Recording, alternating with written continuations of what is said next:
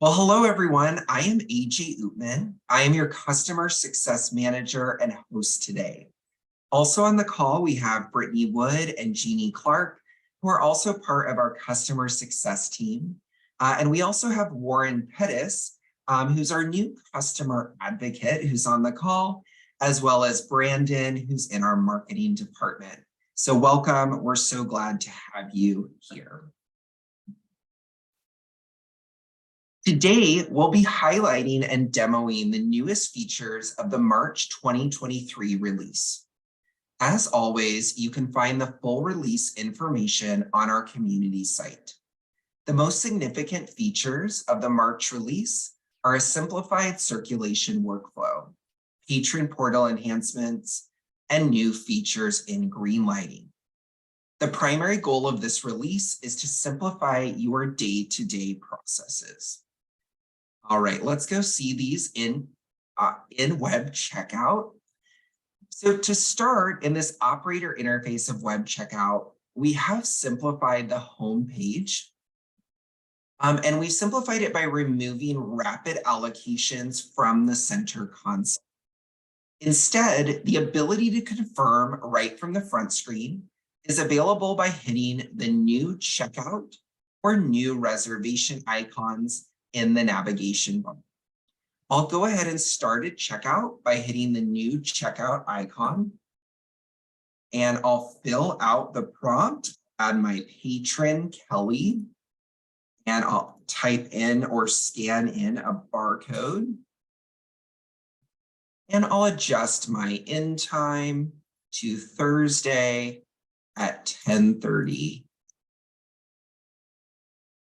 Now, you can then hit confirm at the bottom to finalize this checkout right from the front screen for a simpler workflow. I'll do that now. And as we can see, this checkout or this allocation is listed as a checkout. Now, if someone comes to the desk, I can quickly start another allocation.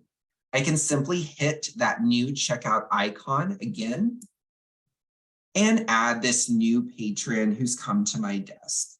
So I'll add Samuel Powers and I'll adjust my end time. However, this time, instead of scanning in a barcode or hitting the scan icon to connect to the camera on my device, I want instead to look through my resource type catalog. So I'm going to just hit continue. It'll bring me to my allocation detail page. As you can see in this left-hand pane, it has updated the values that I placed in it. And as always, you can edit this by selecting the pencil icon. I'll go ahead and do that. And I'm going to extend Samuel's reservation a little further into Friday. Great. Now, one of the major changes to this version is the timeline scheduler has been removed. If I scroll down, you no longer will have that button that'll take you to the old timeline scheduler. As a reminder from previous webinars, we've now included all of the great features from the timeline scheduler in this allocation detail page. You still have this resource type catalog view with so many helpful features, including view availability.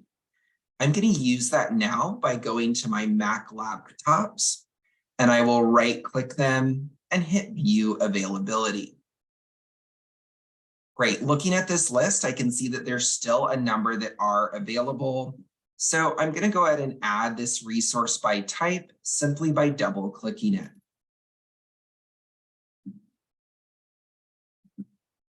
We hope these improvements will ease your workflow and, of course, training new operators. We've also eased returning by allowing rapid returns on any screen, even while an allocation is open. Previously, this allocation would have to be saved before you could return resources from another allocation. But let's imagine that while I'm checking out Samuel Powers items, Another student comes to my desk to return one item. I'm going to pretend that Sam may take a really long time. Maybe he has a large order, needs to sign his print agreement form, or requires some type of special approval. But the new student that came to my desk just needs to return that one item. So it would be so helpful if I could just return that item and continue assisting Sam. Well, now it is.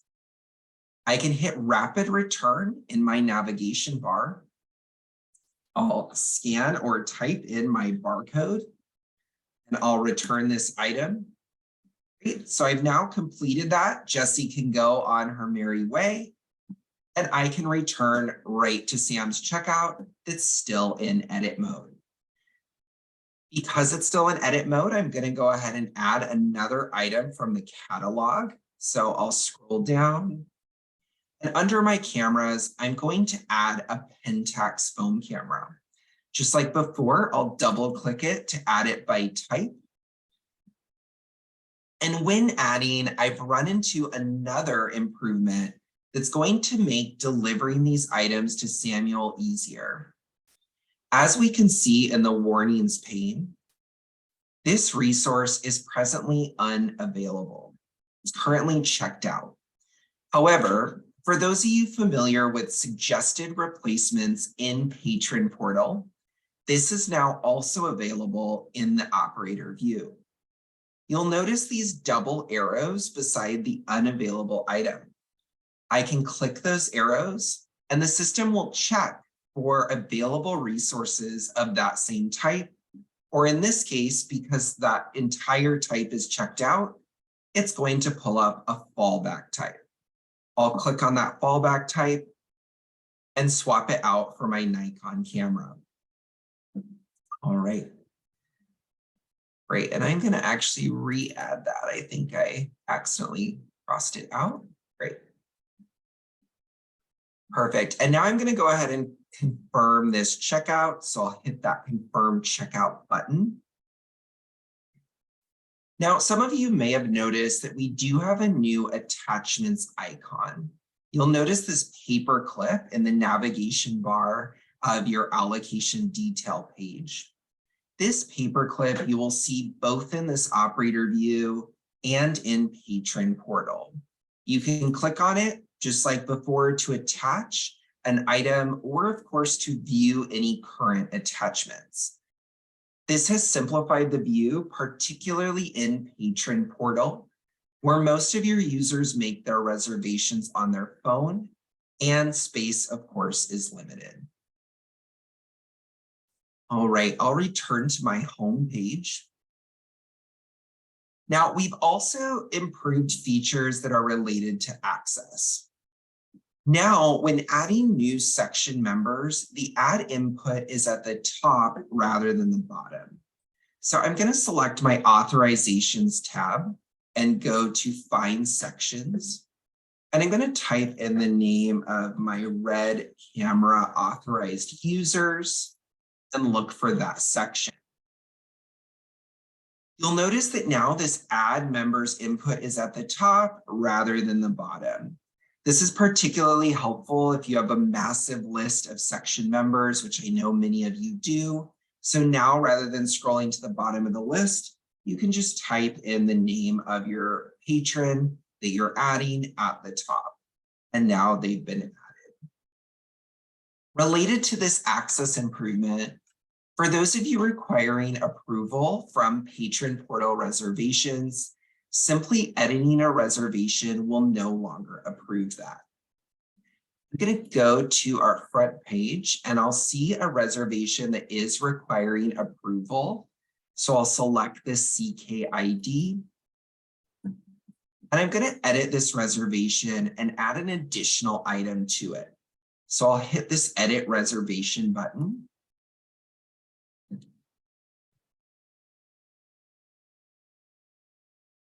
And now I'm going to add a lapel mic.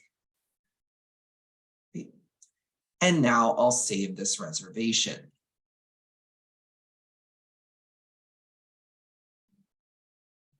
And you'll notice that even after editing the reservation, approved patron portal reservations remain. Again, this will just help ensure that your operators have double checked that the reservation is approved, regardless of anything that needs to be edited. I will go ahead and approve this, so I'll hit approve patron portal reservation. All right, now let's go ahead and jump over and see some improvements that are in the patron portal.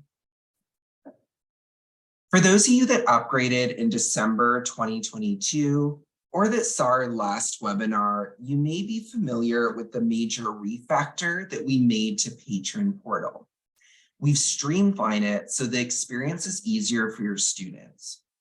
I'm going to go ahead and shrink down my view so that you can view it right now as most of your users will, which is, of course, on their phone. All right. So to get started, I'm going to begin creating my reservation, and I'm going to select the shopping cart icon that says reserve. Now I have access to multiple checkout centers. So right when I hit that shopping cart icon, I can select from all of the centers I have access to look through their catalog of resources. However, one major improvement in the March release is if a patron only has access to a single center, they will not have to select from this list, but the reservation is going to simply start. I'll go ahead and OK my AJ Training Center. Great, and now I'm going to build my reservation. Once I built it out, I can now add repeats.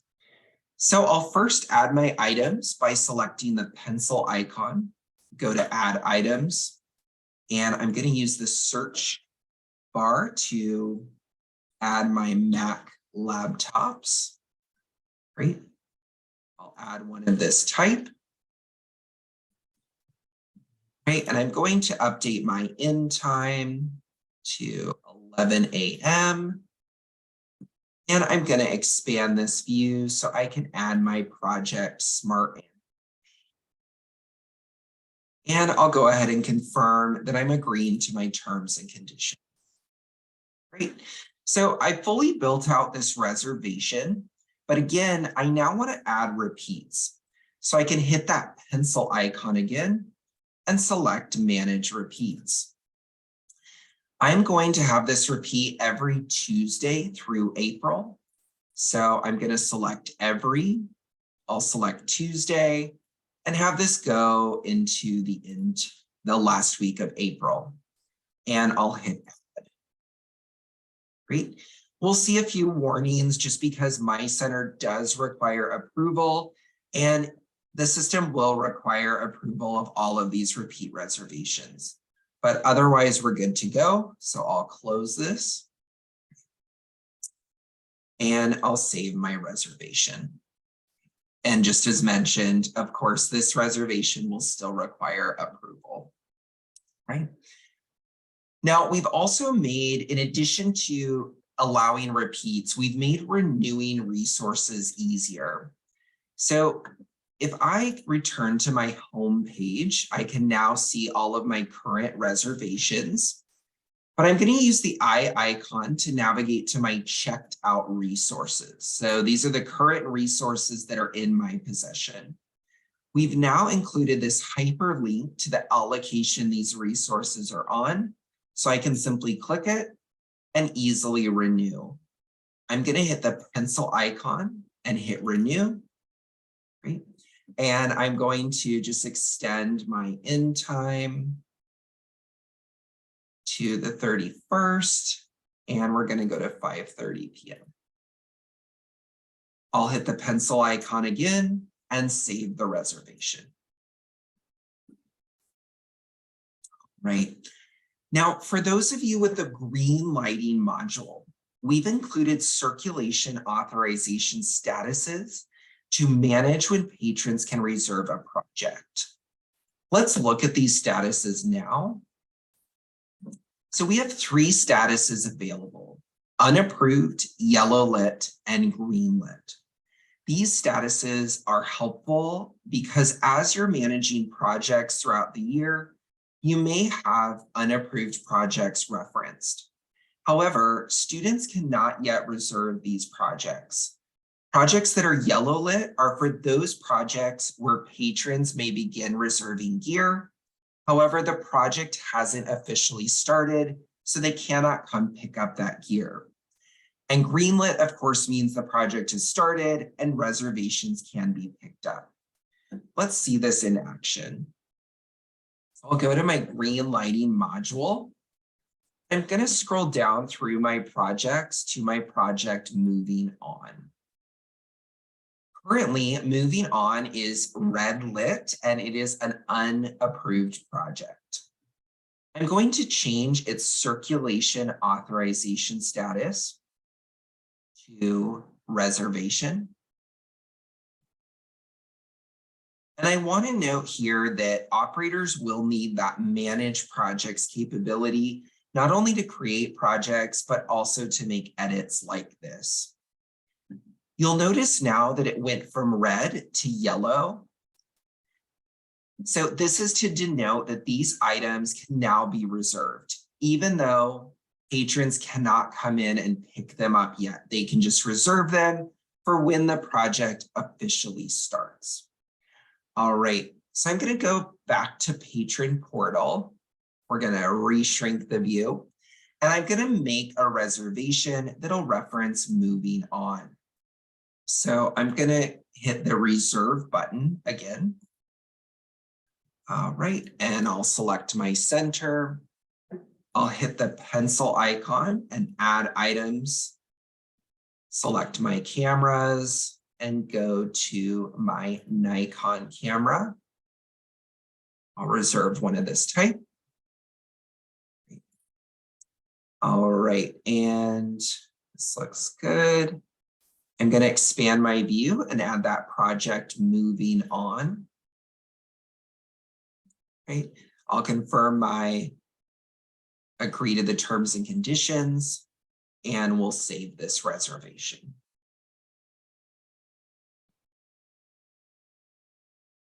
All right, so for CK4143, we've confirmed the reservation. I'm now going to log into the operator view as my student worker Hermione, and I'm going to try to check out this gear. So if you remember, right, Moving On is still yellow lit, so I can create this reservation, but I can't come pick up the gear yet. So let's see what happens when a student worker is in office and someone tries to come pick up this gear. I'll go back to the operator view. And again, I'm going to log in as my student worker.